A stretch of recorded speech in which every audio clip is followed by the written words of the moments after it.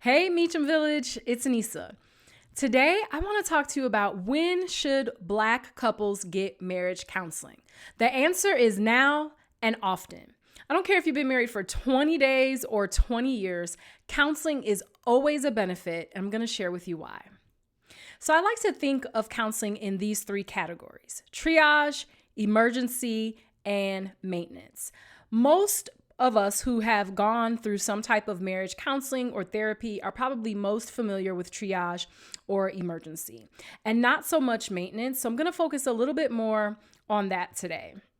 So triage is like crisis counseling, right? You are dealing with high stakes, high impact issues in which you are exhausted. You both are on the brink of just not making it anymore. You're on life support, and divorce might be inevitable without a swift intervention. And then there's emergency counseling. Still high impacts and still high issues. However, you're tired, but you're not necessarily at the point of throwing in the towel and giving up. We need to handle this, and we need to handle this now. And if we don't handle this, we might find ourselves in triage, but we're not quite there yet. And then there's maintenance.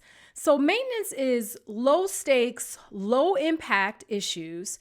You have probably a normal ebb and flow to your marriage, right? But you want to avoid emergencies in triage, or you want to be prepared for emergency and triage situations, because sometimes those situations do come and it's not within our control. And so we want to be prepared to deal with those high impact, high stakes, or even crisis issues that we might find ourselves in. And that's where maintenance can help us. And so Proverbs 11:14 says, "Where no counsel is, the people fall. But in the multitude of counselors, there is safety." So it is absolutely time out for not getting the help that you need. You know, back in the day, I feel like there was such stigma around counseling and therapy. And now we've kind of done a 360 where now everything is about mental health and wellness and things of that nature. But I still feel that within the Black community, we are not seeing couples utilize counseling and therapy as often as they should. And especially when things are manageable, so that they can prevent things from becoming unmanageable. So that's where I want to talk about maintenance counseling. And what does that really look like? Well, it looks like being intentional about receiving regular support, guidance, and accountability from a qualified marriage counselor. Now, let's talk about qualified for a minute. Now, it's great to have letters behind your name and documents behind your name. And that is a nice to have when you are looking for a counselor or a therapist, right? Are they certified? Are they licensed? Sure, that's a nice to have. A must have is fruit. And I would actually say that it's more important to take fruit over paper qualifications. When you are looking for another couple or individual to pour into your marriage and to counsel you and your spouse, you want to be looking for a couple that has fruit. I am a big fan of couples counseling, which means another couple is counseling another couple, because I like to have both the husband and the wife perspective. I'm not a big fan of individual counseling unless we do individual sessions first and then we come together for the couple counseling, because I always tell this to Charles when he and I are working with couples, that there's two sides to every story and somewhere in the middle is the truth, right? And it's very difficult to counsel a couple if you only have one person in front of you, right? And so I'm very big on getting counseling from a husband and a wife team to have that perspective. I'm not saying that's a deal breaker. But that is a personal preference and recommendation that I do have. But above all, where is the fruit? Are the individuals, are the couples that you're going to for counsel, for advice, for therapy, do they have successful marriages? Do they have success in the areas in which your marriage is struggling? So those are all things that I think make a person or a couple qualified to be delivering these type of services in the first place. How often should you have sessions, right? How often should I get counseling? Well, I think it depends on the state that your marriage is in. Triage and emergency is probably going to be weekly or bi-weekly counseling, and in some cases, on demand, depending on who you're working with, right? If you're in triage or emergency counseling, the focus is salvaging the marriage, right? Saving the marriage. It's also focused on diagnosing the issues that are at hand. Repairing. You're focused on doing some extensive repairing, which also is going to include healing and recovering in triage and emergency counseling. And then finally, you are also going to be focused on rebuilding if you're doing triage or emergency counseling. When we think of maintenance, in terms of frequency, I would say anywhere from monthly to bi-monthly and maybe even quarterly, right? 4 times a year, kind of depending on, again, the state of your marriage. If you're coming out of a triage or emergency situation, I definitely think if you reach a place where you feel like we can maintain now, I feel like monthly to start would be good. Thinking about like the purpose of marriage counseling though, we're trying to cultivate. So we're trying to plant, we're trying to analyze. So, we already know what, the core issues might be, but now we're trying to analyze, we're trying to improve, we're trying to settle, and we're trying to shape. So there's some slight differences between, triage, emergency, and maintenance, right? In terms of the intent of counseling. And so here's the question that we get a lot. Well, what should we talk about if we don't have any real issues, right? If we're in maintenance and, there's nothing, we don't have an emergency, we don't have triage, what should we talk about? Well, here's 7 things that I think you can talk about. Again, not exhaustive, but these are great places to start. Number 1, milestones and transitions. This is huge. This is big. So career transitions, moving, anything that changes your normal ebb and flow. Somebody decides to go back to school and get their master's or their doctorate. These are milestones. These are transitions that are going to change how you operate, that can change how you relate to each other. Milestones such as, we got a kid that's graduating high school. How are we planning for that? How are we going to shift from, how are we going to deal with being empty nesters, right?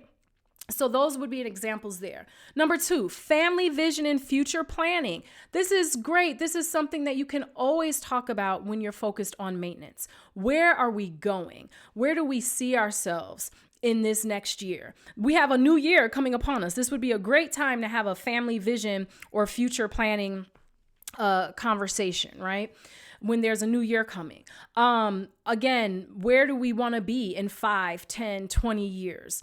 This is an opportunity for you all to map that out. Make sure you're on the same page and that you're aligned here.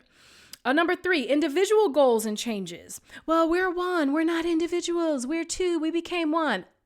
Come on. We still have personality. We still have aspirations. We still have things that we want to do. Charles and I, currently have loosely been talking about me going back to school to get my doctorate, right? That's going to be a milestone in a transition. That's an individual goal that I have that will impact the entire family. So we have to think about that. For those of us that are in our early, mid, late 40s, especially as women, like we're approaching menopause. Some of us are already perimenopause, right? How does that impact our family? How does it impact how we're relating to our husbands, our children, and so on. For men who are listening to this, right? Like, 40, 50 years old is where a lot of men start, questioning life choices, right? The cliche for it is midlife crisis, but it's very real to get to a certain age and be like, okay, what am I doing? Have I done enough? Where am I going? Where am I taking my family financially, spiritually, and so on? These things are things that you're dealing with internally, individually, that need to be talked about. And maintenance counseling is a great place for that. Number 4, financial agreement. It is so important to come together, I would say at least monthly, and maybe even more frequently if you've had financial issues in the past, to make sure that you're going in the same direction financially, regardless of who makes more money, who makes less money, regardless if your finances are together or separate. Those are different issues, but the most important part is that you're in agreement with how you're running your household finances, where you see your finances going in the future, and how you plan to get there, right? Number 5, sex life. This is a big one. This is a huge reason why a lot of couples have tension between them, is because one person is satisfied, the other person is not satisfied, or nobody is satisfied. We're not even having sex. We don't know what we're doing. We've gotten bored. We do the same thing all the time. It becomes a routine. It becomes scheduled. All these things are things to talk about. How can we keep it popping in this area? How can we keep it exciting? What do we need to do? Do we need to go, to a hotel once a month? Drop the kids off somewhere. How can we be creative? How can we keep the fire going? And how do we handle changes? How do we handle changes in our bodies? Again, menopause or going through midlife, kind of wonderings and things like that. All of that impacts how you feel sexually. Gaining weight, losing weight, all those things can impact how you're performing sexually and what your sexual desires are toward your spouse. So sex life is a hot topic that can always, I guarantee, 100% be discussed in marriage counseling. If you go to your spouse right now, especially women, if you go to your husband right now and say, I think we should have a maintenance marriage counseling to talk about sex, I guarantee he'll be in agreement. Okay. Number 6, children. This is a big one because children impact your marriage. Children impact your household, your relationship. You want to be on one accord with your children, how you're disciplining them, decisions that you're making. As your children go through different transitions and milestones themselves, how do you plan on navigating that, right? Parenting a toddler looks different than parenting a teenager, right? Than parenting a college age student, even parenting an adult. Because yes, once our children become adults, we still have a responsibility to be parents. What does that look like? That's always a hot topic that you can discuss in maintenance counseling. And then number 7, aging. This is a big one because aging is just this unique thing where you kind of feel like you have forever, and then all of a sudden you wake up and you're like, oh, I don't really, I'm 40 this, I'm 50 this, right? So I think aging is very important. How are we going to handle our lives as we age? What is the plan if one of us cannot care for ourselves? What is the plan if, we in our untimely deaths, right? What is the plan in terms of aging? What is the plan to care for our aging parents? Because as we age, our parents age, and they're inevitably going to need help and support. And are we in agreement around what that looks like if one or both of our parents can't take care of themselves any longer? So these are just a couple things, right? Big things, but a couple things that you can certainly be talking about in marriage counseling. And guess what? It's the small foxes that spoil the vine. So if you're not working these things out now, I guarantee they're going to come up later. But now, because you haven't really discussed them, you haven't pre-planned about them, they have the potential to be bigger issues that can land you in emergency or triage counseling. So again, When should Black couples get counseling? Obviously, triage, emergency. We want to hit those crisis situations. We want to hit those high impact, high leverage situations, but we also want to hit those maintenance situations too. We might not be in a state of, everything's falling apart. We might be in a good ebb and flow, but how do we keep that? How do we invest in our marriage to be able to handle emergencies, handle triage, and also to be proactive and not be contributors to landing ourselves in a state where our marriage now is on life support. So those are the things that I think will put you in a great place in terms of marriage counseling. All right. Thank you so much for watching. Please comment, like, share, subscribe. Please visit meachumvillage.org. We have a ton of resources on that website to continue to help you be successful in family and marriage. Remember what God has put together. Let no one separate.